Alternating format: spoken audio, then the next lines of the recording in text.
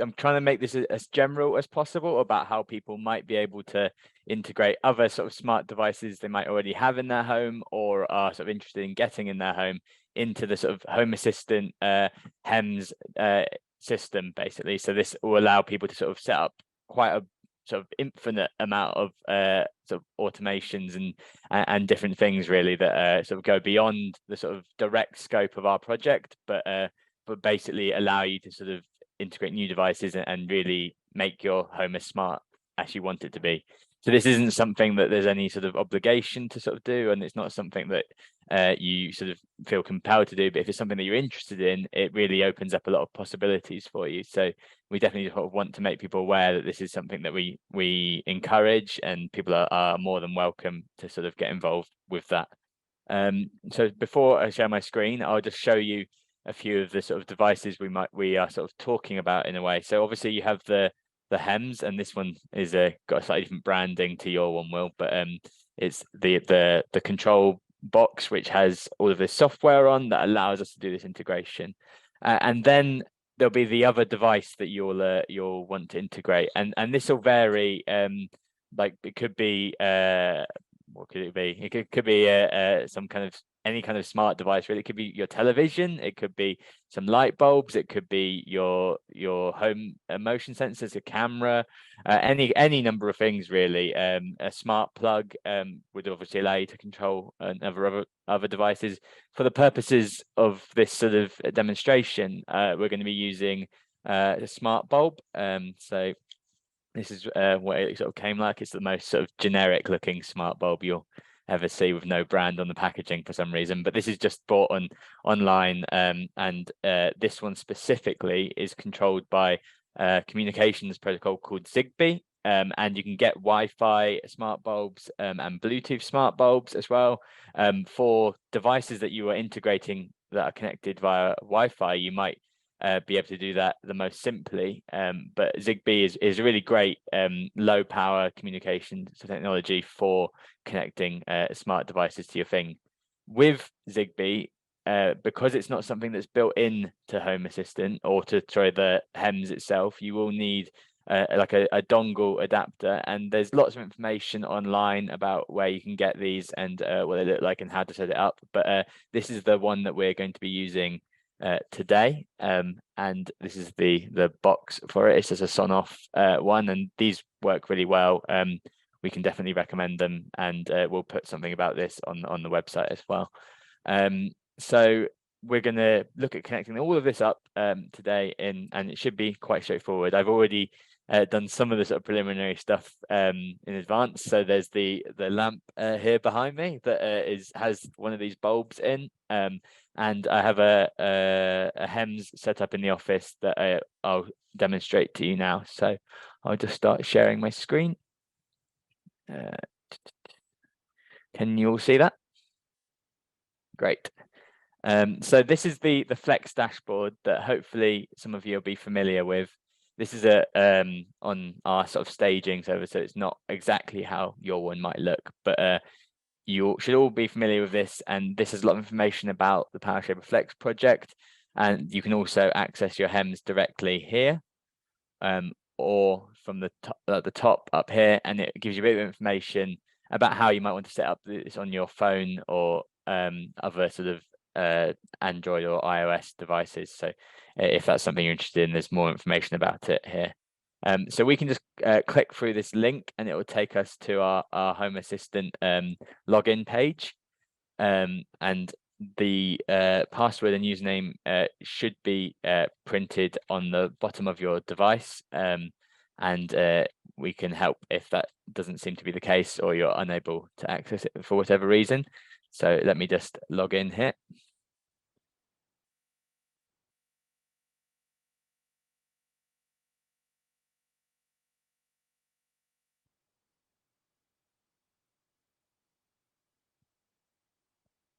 And when you've logged in, again, you might have a different dashboard set up already. This one's like a sort of fresh Home Assistant one for our coffee box, so it's not sort of configured in any nice looking ways particularly, but this is the sort of the beginning of what you'll see when you log in, essentially.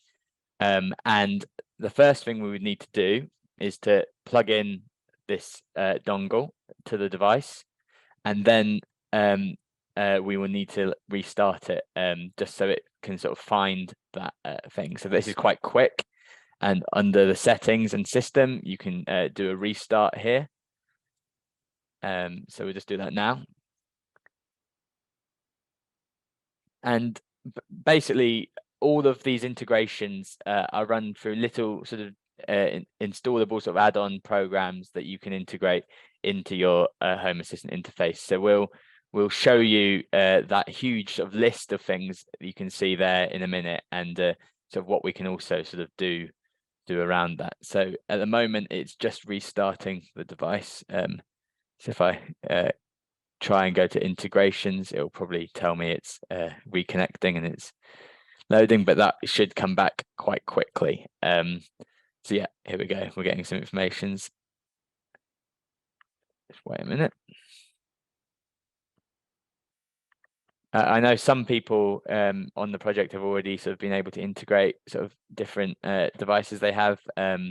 And once you have a device sort of connected to it, the real sort of power sort of comes in creating automations based on them. So you can have sort of behavior-based automations, or sort of based on environmental conditions, all kinds of things really. Like, I mean, I think the real limit is people's imagination on this. And yeah, I might be struggling to think some of them, but there's lots of people who have things that can even water their plants based on whether the soil is dry, and there's all kinds of clever things. It's really just a limit of what you can do. So Home Assistant has started. So here we are on the integrations page. For some reason it's not showing up, but so we have to, if we go add integration, you see here there's add integration at the bottom, and there's a huge list of different brands of devices you can integrate. Like it's really big. And here is perhaps a good space to sort of look at to get some ideas of sort of things you could connect and integrate. And these are different sort of programs that people have created that allow them to connect to sort of other pieces of software or other sort of devices in their home. So there's a very long list of things here, and I mean it varies what you can do with these different integrations, but generally there's quite a lot of possibilities sort of available. So I'm just going to see if it might need to restart it again for some reason. Yeah, so I'm just going to, oh, here it's appeared. Great. So after I restarted it, I apparently had to refresh that again, and it's discovered the dongle that I plugged into it a minute ago. And you can see that here. So this is already discovered this. It's made a recommendation for how to connect it with our system.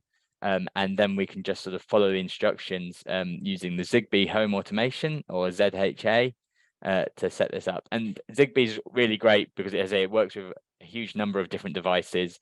These light bulbs are just sort of one example of what you might be able to connect with it. And we use them for temperature and humidity sensors, all kinds of things really. So do we want to set up the dongle? Yes. And this should just take a little bit of time.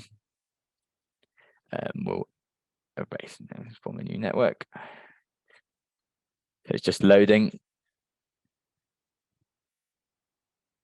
and initializing. And I'll turn the lamp on. So the lamp sort of is sort of flashing while it's in pairing mode. And I think the device is already sort of connected here. So you see the lamp behind me. We should be able to now control it by going to our integration, looking at the devices. And here we have the device thing for it. Like if there might be a sort of pairing setting for this, and it varies a bit completely sort of depending on how what the device is or how it works, but you will need to, with Zigbee, at least normally pair it to the thing, and you might need to sort of put it into a pairing mode, but that depends a lot on what device you're using, and and what you've done it. So they'll hopefully have some instructions with it there. And from here we have all the controls we can do, and all the information about the device. So I mean, here I can see we can choose. Hope well, it's not worked, but in theory we can choose different start reconfiguration. Just see if it's. I've got to turn this one on and off to get it to pair. So there we go. Once this, I think I've probably just messed this up by doing it to demonstrate, unfortunately.